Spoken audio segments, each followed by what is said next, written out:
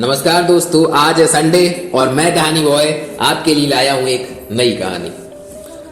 दोस्तों, क्या आपने कभी सोचा है कि मेरे इस मानवीय जीवन का क्या अस्तित्व है? मेरे लिए इस मानव जीवन जो कि ईश्वर की अनमोल देन है, उसकी क्या महत्वता है? क्या आपने कभी अपने आप को गहराइयों से जानने का, समझने का प्रयास किया है?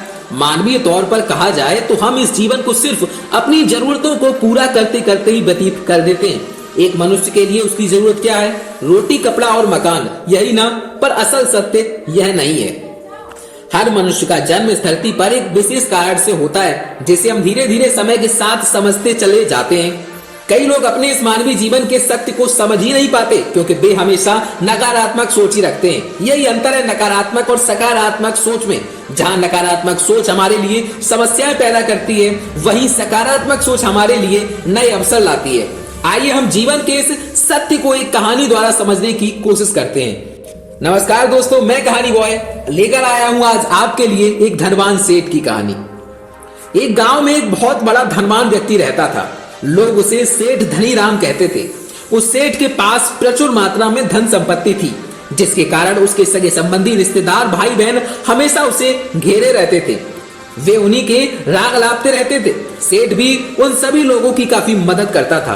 तभी अचानक कुछ समय बाद सेठ को भयंकर रोग लग गया। इस भयंकर बीमारी का सेठ ने बहुत उपचार करवाया, लेकिन इसका इलाज नहीं हो सका। आखिरकार सेठ की मृत्यु हो गई। यमदूत उस सेठ को अपने साथ ले जाने के लिए आ गए। जैसे ही यमदूत सेठ को लेने के लिए जाने लगे, तभी सेठ थोड़ी दूर जाकर यमदूतों से प्रार्थना करने लगे कि मुझे थोड़ा और समय दे दो, मैं लौटकर तुरंत आता हूं। काफी गिड़गिड़ाने और प्रार्थना करने के बाद यमदूतों ने उसे अनुमति दे दी।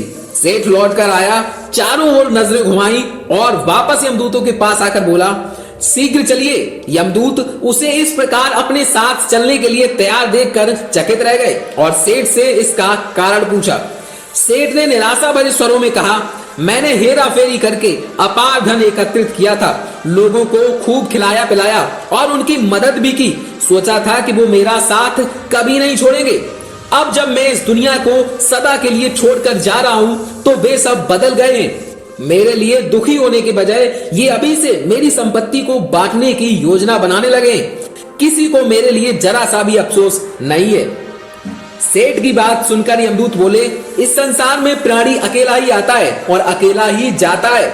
इंसान जो भी अच्छा या बुरा कर्म करता है, उसे इसका परिणाम स्वयं ही भुगतना पड़ता है। हर प्राणी इस सत्य को समझता तो है, पर देर से।